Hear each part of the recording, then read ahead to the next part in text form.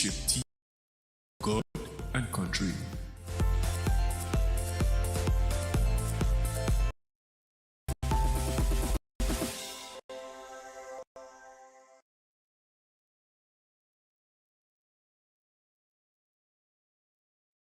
Viewers out there, a wonderful afternoon to our esteemed fans. This is time for Sports Orbit once again. My name is Afa Acho. On today's edition of the program, we'll begin from the camp of the Super Eagles, where Super Eagles defender Kenneth Omeruo has appealed to the Nigerian Football Federation (NFF) to decide on the matter of coaches that will lead the team throughout their campaign in the AFCON qualifier. The uncertainty surrounding the head coach position has been a topic of discussion over the past few months. Back in June, Ibrahim Bissau, president of the Nigerian Football Federation, stated that a public vote will determine the fate of current head coach Jose Peseiro. However, as of now, no definitive decision has been made regarding this public vote, leaving the situation hanging in the balance. Rumors have also circulated about the NFF intention to line up a temporary replacement for Peseiro, adding to the ambiguity surrounding the coaching staff. While the Super Eagles have secured their spot in the 2023 AFCON, their final group game of the qualifier against Sao Tome and Principe on September 10 remains a must-honor fixture.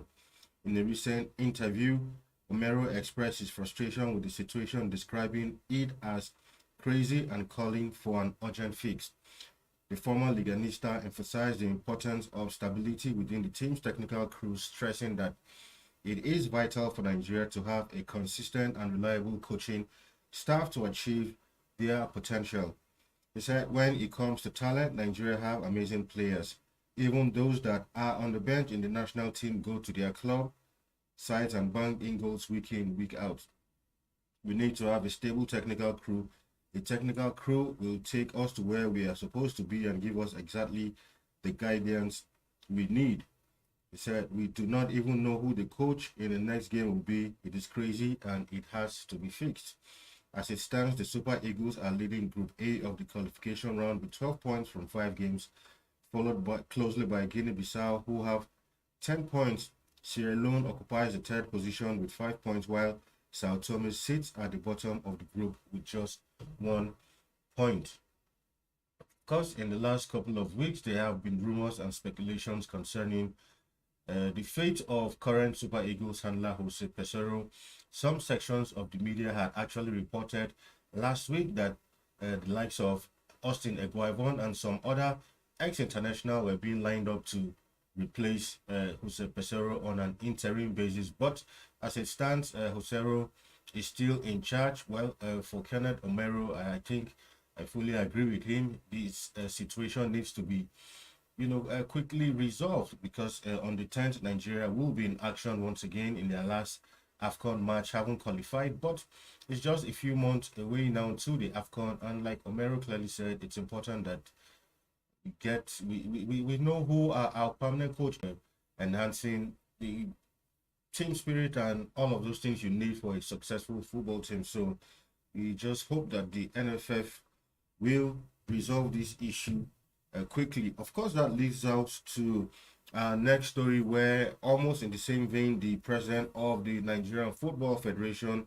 Ibrahim Bissau, says that the Nigerian football ruling body has not made any decision regarding the contract situation of Super Eagles head coach Jose Peseiro. There have been various reports on the contract of Peseiro, whose first contract expires last month with NFF, making plans to replace him with local coaches. There were also media reports that the Portuguese coach has also been asked to go. According to Bissau, he said, we have not sacked Peseiro. We have yet to take a decision on the matter. It is not true. We have not taken a decision. When we do, it will be made public. The NFF president has earlier told a Lagos-based radio station in an interview that the country's football ruling body will take a decision based on the recommendation of the technical committee. Meanwhile, the chairman of the newly constituted NFF Technical Committee, and I'm not aware of sacking anybody or the appointment of interim coaches, just like we revealed in that earlier story, speculations around the future of Osopesoro. Recall that the initial contract he was given was to ensure qualification for the 2023 AFCON, which has been shifted till next year due to some reason. But as it stands, having qualified Nigeria for that tournament, his contract as it stands is expired and it is subject to renewal. But the NFF are still foot dragging, like Ibrahim Bissau is clearly saying that no decision has been taken yet. Once a decision is taken, that the news will be made public. Now to some other news. Now talking about the fallout of the CAF Confederations Cup, where Eyimba of Aba, one of Nigeria's representatives, were ousted from the preliminary round of the competition. And speaking as a result of that elimination, Eyimba chairman Nwankwo Kanu has backed the Nigerian champions to get back to top reckoning after a shock elimination from the CAF Champions League at the weekend. The 9-time Nigerian champions were eliminated in the preliminary round of the CAF Champions League by Al Ali Benghazi from Libya, 4-3 on aggregate after both teams played out a goalless draw in return leg match in Aba on Sunday. The former Arsenal and Nigerian forward was saddled with leading the People's Elephant in July, and while he admitted it was not a great start by the two-time African champions, he said they will put behind the setback behind them to forge ahead. He said, when you lose a game, of course, it is bad, but if you look at the positives from the game, you will say that they did well. If we didn't play well and we lost, that's another problem. Now Kanu cannot carry the ball and put inside the goalpost. Sometimes these things happen to the best teams, the best players, and that's football. We have to move on. He said the boys have put their heads up and then know that sometimes in life you fall for you to stand. We need to support and encourage them to do better next time. Kanu said Eyimba will now shift focus to the inaugural African Full Football League as well as retaining the Nigerian League Championship. Of course, we gave you that update in the edition of Sports Update yesterday, where we had told you that on Sunday, Eyimba could not make it to the next stage of the CAF Champions League, having been eliminated in the preliminary round. All they needed to do was at least record a 1-0 victory against Al Ali Benghazi of Libya, but they failed to do so, playing 0-0. And at the end, it was Al Ali Benghazi of Libya who have now made it to the next stage. Of course, a huge disappointment from a lot of Nigerian fans, especially because Eyimba are the current Nigerian champions, and one will expect that they should have made it to the next round. Recall that Eyimba are two-time champions of the CAF Champions League, and this time around not even making it to the preliminary stage is really and not something good for Nigerian football at all. And of course, Kanu, who is current Eyimba chairman, has thrown his weight behind the team, saying that he can assure Nigerians and the teaming fans of Eyimba that the team is going to bounce back. Like clearly, he stated that their focus now will be on the inaugural African League and also to ensure that they defend their title, in which they won in the 2022-2023 football season, which was abridged anyway. So this is hoping that Eyimba will dust themselves off, put themselves back together, and hope that they can go all the way and defend their league title once again. Also, another Nigerian team was also in action. We told you yesterday that was Remo Stars. Remo Stars also couldn't make it to the next round of the competition. Another sad one indeed. Two Nigerian teams failing to progress to the next round of the competition. And it's even more unfortunate because they finished in positions where they cannot even make it to the CAF Confederations Cup, as it were. Recall that last year the likes of Rivers United have not been able to make it to the next round of the CAF Champions League, had to drop down to the Confederations Cup, although their run there also was quite a short one. But I think it's time Nigerian teams begin to do well on the continent, because looks like when it comes to African football in the last couple of years, Nigerian teams have not truly showed what the stuff they have made of, and it's really not good for Nigerian and African football at large. Anyway, at this point, we'll go on a quick break, and when we come back, Sport Orbit continues. Don't go nowhere.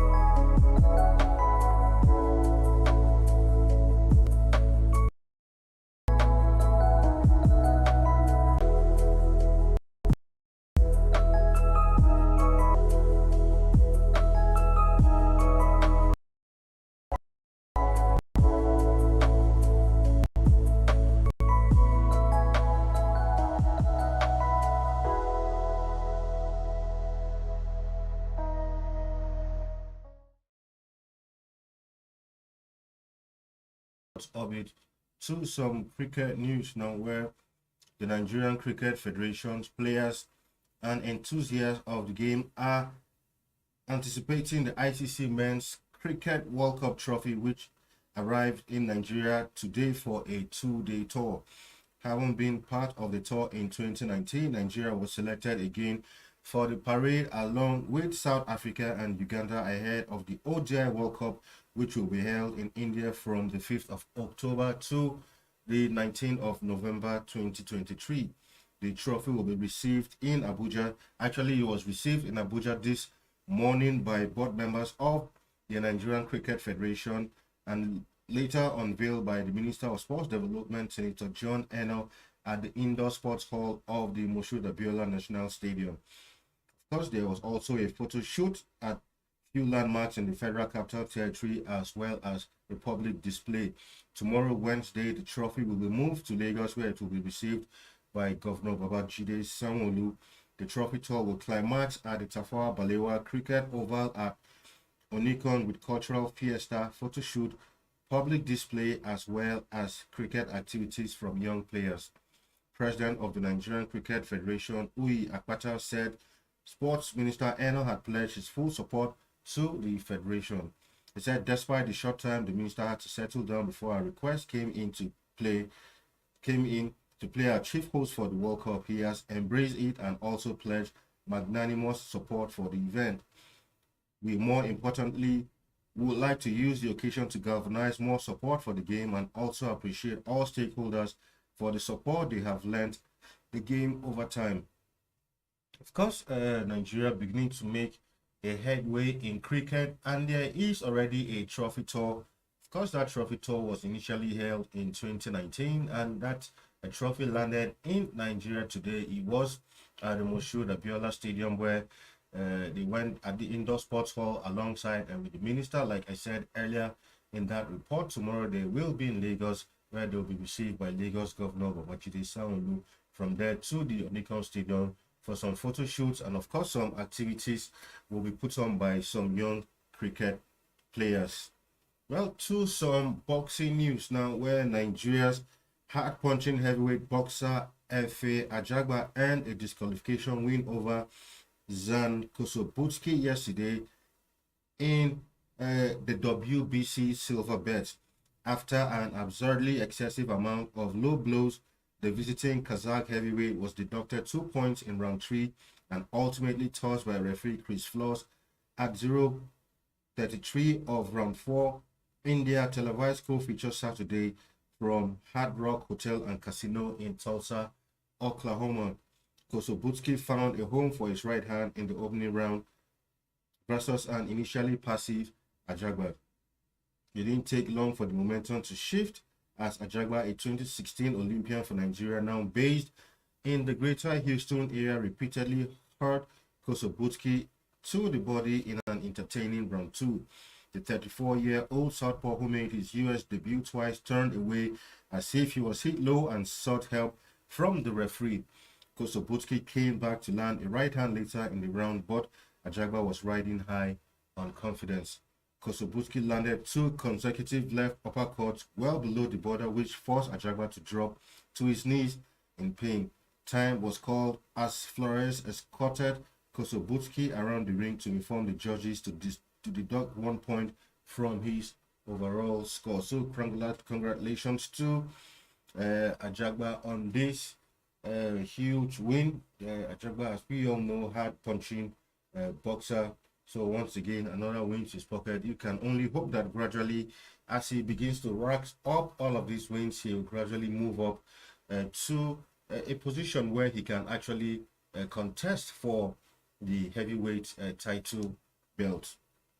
Now we'll go to a bit of some football news, some transfer news, where Nigerian striker Paul Onuachu is still waiting for his move out of Southampton, as currently from reports we are getting is that he has refused to train with Southampton until his transfer issue is sorted out. Recall that Onuachu joined Southampton from Genk last season, but unfortunately, it was actually a January move, and unfortunately, he came at a time when Southampton were struggling, and when he came, there were high hopes for him. He was confident enough. He had actually proclaimed that his goals were going to ensure that Southampton escaped relegation, but unfortunately, Onuachu did not even register any goal in the Premiership, and of course, Southampton didn't do too well, and now they will be playing in the Championship. But as it stands, Onuachu is not really down with the idea of continuing his career in the English Championship, and he's been angling for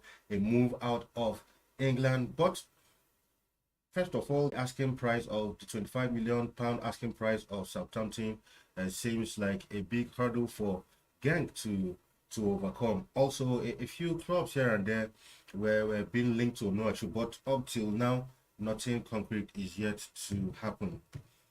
All right, to some other news now. Of course, Luis Rubiales, president of the Royal Spanish Federation, has been in the news since the World Cup ended last weekend, albeit for all of the wrong reason, because while celebrating with the Spanish national team, he actually had a kiss famoso on the lips, and that has generated a lot of firestorms across the world calling for his resignation. But Rubiales has been defiant, saying that after that, he in his press conference where he addressed the Spanish FA, he was defiant and had said that he was not going to resign. As a result of that, FIFA during the weekend, I think on Sunday actually, was suspended him from all footballing activities for 100 days, if I'm not mistaken. And basically calls for resignation have continued to come from all over the world, but he's still defiant. Of course, the Spanish FA actually met yesterday, and they had also said they called for the resignation of the FA president. Recall that initially the Spanish FA were fully backing their president, but now the heat has been turned on the FA, and they have now said Rubiales must step down. Well, we'll see how that pans out, because for now, for him, he said that he was going to fight until the end and will not be stepping down anytime soon.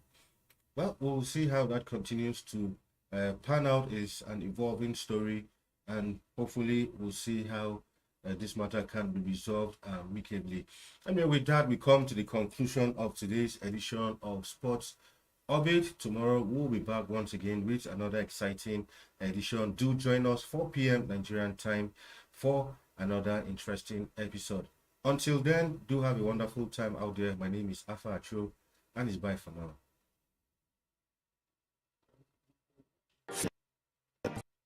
For placements, please contact 080 3688 6158.